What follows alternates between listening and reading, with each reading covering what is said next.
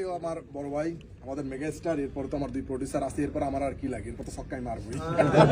ভাইয়া সাহস দিছে না।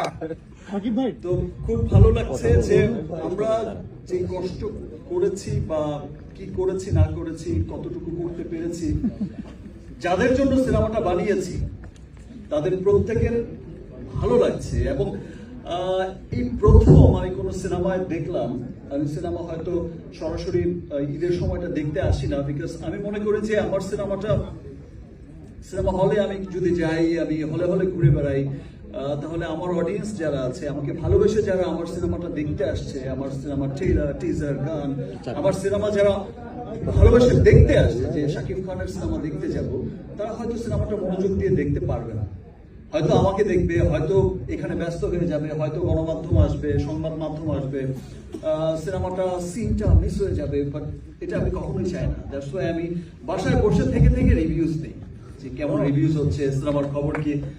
টেনশন যতটা কাজ করে আমার প্রডিউসার ডিরেক্টরদের, আমাদের টিমের, আমার প্রত্যেকটা সিনেমার ক্ষেত্রে, তার চেয়ে অনেক বেশি টেনশন কাজ করে আমার বাসায় বলে আমার নিজের, এবার তো ভালো লাগবে তো, কি হবে সিনেমার, আচ্ছা কেমন হবে সিনেমার। বাট আমি খুবই আনন্দিত হয়েছি, আমার এত ভালো লেগেছে যে আমার ক্যারিয়ারে তো এটাই প্রথম সিনেমা যে সিনেমার এক হলে না, অনেক হলে মিডনাইট শো চলেছে।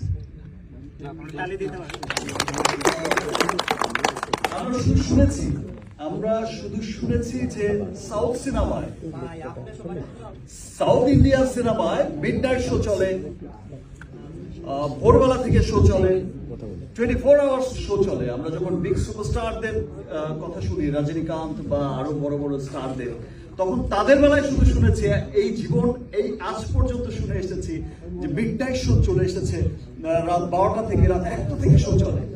বাট আমার ক্যারিয়ারের এই প্রথম সিনেমা, এবং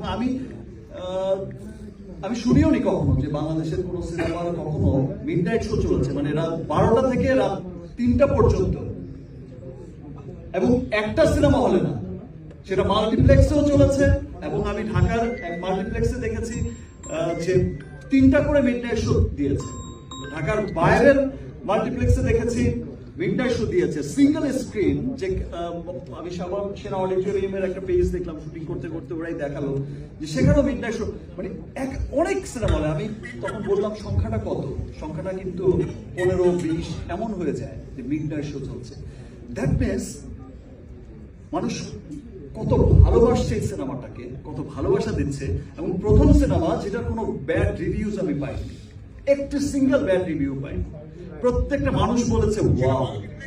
এই সিনেমাটা দেখে আমি প্রাউড করে বলতে পারি যে আমার দেশের সিনেমা অনেক এগিয়েছে। এবং এট দ্য সেম টাইম আমাদের বরবাদ যখন দেশের মানুষের ভালোবাসা